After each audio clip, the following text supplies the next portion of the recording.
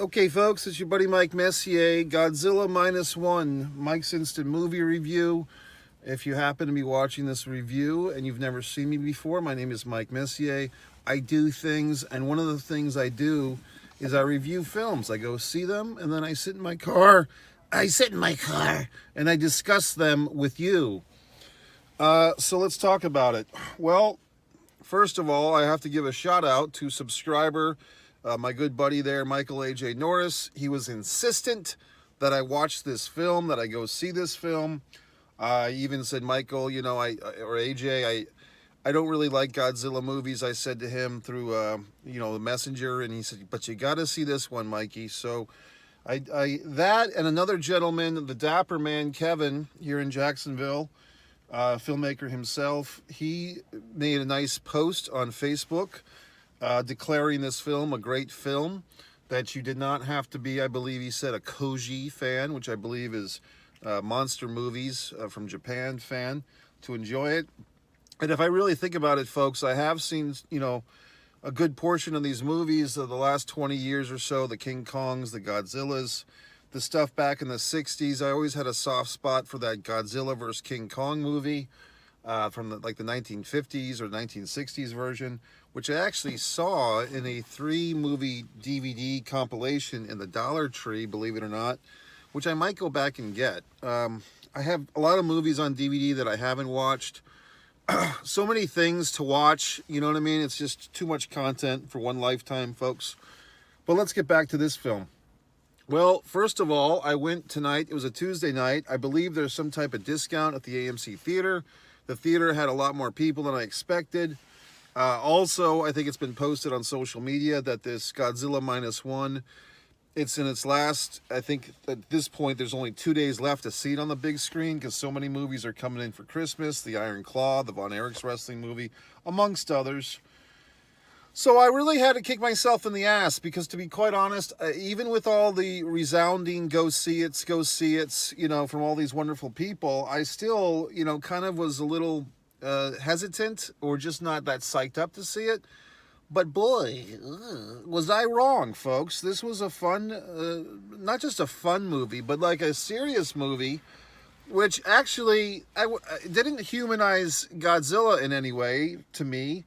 I don't have any motivation. What is Godzilla? Well, I have some thoughts on that. It really humanized, as well. They're already human, of course, but the people that are fighting Godzilla, this movie did a great job of telling that story. The redemption, spoilers, of the kamikaze pilot, the love story. We kind of get a backdoor happy ending, if you've seen the film. You know what I mean? And just, I really never realized, and I'm sure that there's articles about this online. I'm sure that these thoughts precede this movie, although I've never, to my memory, I've never seen anyone talk about this, but I'm sure, because I'm not a Godzilla aficionado, I'm sure that these theories have abounded before me. But I guess I'm getting the point here that Godzilla is truly a metaphor or a metamorphosis of the A-bomb, of the atomic bomb, or the was it nuclear bomb that landed on Hiroshima and the other place. So, folks, it's interesting, because the redemption that this kamikaze pilot goes through, I believe his name is Sirishiwa, if I'm saying that correctly, which I'm probably not. My apologies, the character. But he basically feels like he let his compatriots down when he had a chance to attack Godzilla. And of course, what I think they're really trying to say, without saying it, is the Japanese men especially have guilt or remorse that they didn't win the fucking war. And so they don't come out and make a movie that says, damn, we wish we beat those fucking Americans. Instead, Godzilla is kind of this non-political opponent. He represents, to me, Godzilla represents so much now. And this film finally has given me some relevance to the Godzilla. I just used to think he was a big dumb lizard, but now it's like Godzilla represents death. He represents the nuclear attack. He represents even the government of Japan not valuing their own citizens. I mean, we get a big speech where the citizens that fight Godzilla are basically saying that their own government does not value human life, and that's why you have things like kamikaze pilots, and you have these other atrocities against the civilians. So, I mean, this film is pretty goddamn loaded. The theater that I was in tonight, there was some interesting shenanigans. There was a couple of gentlemen, people, I guess. They seemed like they were male voices talking during some of the critical cinematic points of this movie. Other people were not just hushing them, but scolding them with words. There seemed to be some assholes in the theater tonight. And look, I'm at the point where I'm not going to, physically attack anyone. I'm evolved beyond that. I mean, my disappointment with humanity always comes through, but I'm just retired from policing people. I mean, I used to be the guy that was the husher or the shut the fuck upper, or that used to be me, but I've just kind of resigned from that position. But I'm happy to see other people take the torch. And recently I've been hearing, went to see a horror movie last month. There was some, hushers in the audience to people, the finger Freddy fuck, whatever the fuck, Five Nights at Freddy's. And now this Godzilla thing where audience members are hushing each other, at least in my experience, 2 in the last month, which I think is a pretty good number. So there was some hushing going on. There was some, talk shaming going on in the theater tonight. I thought that was awesome. I loved it to hear audience members yelling at each other to shut the fuck up. I thought that was great. So good job, whoever the fuck you are, for doing such. But to me, the people that were kind of chit-chatting away, like anyone gives a fuck what they have to say, they're not getting the relevance and the storyline. And this movie is kind of going for some real emotional things here. The shame of being a kamikaze pilot who does not go kamikaze, who does not live up to his expectations. Not that I'm shaming them, but the self-imposed shame. Once again, the feeling that the government does not care about you, and that you're just a sacrifice, and that your life means nothing, that you're just to be sacrificed at the altar to war or to defending against Godzilla. The woman, I'm trying to remember her name, very, like this unfulfilled relationship. They have like this platonic live-in relationship, and they have this adopted daughter of sorts who's calling them mommy and daddy, but the man, Soshisawa from fucking the war, he can't get over his guilt, so he does not consummate with this beautiful young woman. He's got this built-in family. He's got this lovely woman that he's living with, but he can't kiss her. He can't make love to her because he has such guilt. So he has to fucking blow up Godzilla. And a nice little, semicircle here. The fucking kamikaze pilot gets an ejection button. And it's like a big fuck you to the whole male ego, you have to die for your country or die for the cause thing. It's like, why don't we use our brains for once and have an ejection button? And I think that this humanity that we're seeing here is basically taking a stand for the individual and also for just human rights to live and not be a sacrificial lamb for the ideologies of war and conflict. God, what a film. Oh, deserves a special cracking of my neck. So I thoroughly enjoyed it, much more than I thought I would. I thought it was just going to be another, special effects fuckfest.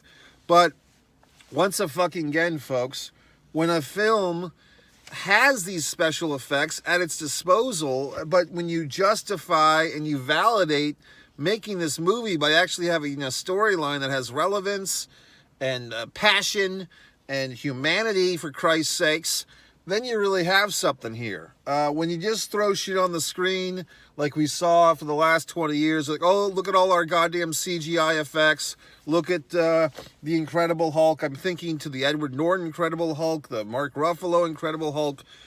These movies did not pivot us because they gave us no stories that we cared about.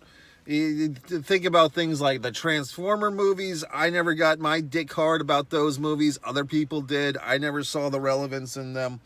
But I mean, all these special effects movies, these Avengers, Endgames, and all these things where you just pile on the effects, you pile on the superheroes, you pile on the conflicts, and it's all a steaming pile of dog shit because there's no fucking storyline. Well, not a storyline that you actually care about. There are storylines to these movies. They're just not very good most of the time, or often. This time, however, these fine folks got it right. And, I find myself really cheering for these characters and the fucking mechanic and all these fucking people in this goddamn movie. And then, like I said, Hollywood ending in Japan. The love interest was not dead. She just had a broken arm and maybe a missing eye. So she's in the hospital the whole time, possibly missing an eye. Maybe it's just a sore eye and a broken arm, but still, a fully functioning female. And boom, the suicide bomber there didn't have to commit suicide, didn't have to kill himself in killing Godzilla.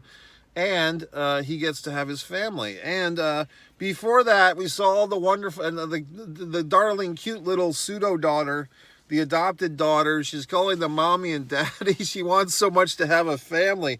It's just ripping at your goddamn heartstrings, okay? And then the tactical, the non, official government, like they're the private citizens who, because Japan's under such strict regiment, from the U.S. and the Soviets, that they can't form a fucking... They're saying that our government can't fight Godzilla because of all these restrictions based on the U.S. and the Soviets. So we have to... the civilians have to fight Godzilla. So, I mean, there's so many goddamn loaded references here. It's basically saying we can't count on our fucking government. The government doesn't honor us or honor our lives. So we have to do this thing for ourselves, okay? So, what a loaded film, okay? I was impressed. I hope you saw it. If you didn't see it, what can I tell you? I mean, I guess you have a day and a half by the time you see this review to run out to your local theater and see it. Like I said, I have to give, once again, I already thanked them, but I'll be a nice guy and say the A.J. Norris, Michael A.J. Norris, always has a lot of good things for me to talk about. If you have any suggestions of timely topics, if it is a pro wrestling thing, you can go over to One Pro Wrestling and Sports Fan YouTube channel. That's another one of my wonderful channels. If you you say, well, gee whiz, Mike, what makes you an expert on all these things? You can go to One Man and a Camera Films, and see my films. If you want to see my visual art, you can go to One Artist, Mike Messier. You can do this, you can do that, you can do this, you can do that. MikeMessier.com. You can buy all my books in the corner. You can do all these wonderful things. But yeah, I enjoyed the film. Michael A.J. Norris, the Dapper Man, coming through with these wonderful suggestions. And see, folks, I actually listen to people. When people insist and they say, well, gee whiz, Mike, you really got to see this goddamn movie, I don't hesitate. I don't say, oh, yeah, I'll see it, and then don't see it. I mean, I remember telling people, oh, you got to go see Top Gun Maverick. Oh, I don't like Tom Cruise. Well, go see the goddamn movie anyway. And people don't listen to me, and they don't get to see a wonderful movie. But with this, I had my hesitance. I had my... second thoughts, or I had my, do I really want to see a fucking Godzilla movie?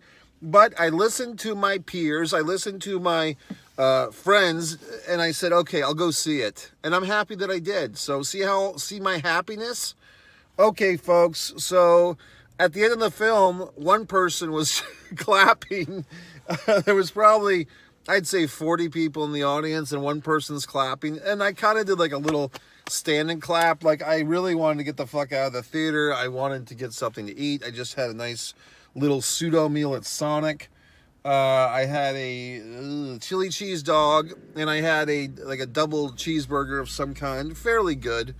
I skipped the fries, I skipped the tater tots, I just went for the meat and the carbs, okay? I do have an apple somewhere, maybe I'll eat that as dessert. But anyway, folks, I had a good time at the movies tonight. MikeMessier.com. If you have other suggestions, topics, I am watching a lot of streaming stuff. I'm watching this documentary, The Inventor, about the crazy woman Theanos or whatever the fuck. The Blood Lady, and so on and so forth. MikeMessier.com. Subscribe to all my videos, all my channels, buy all my books, do everything I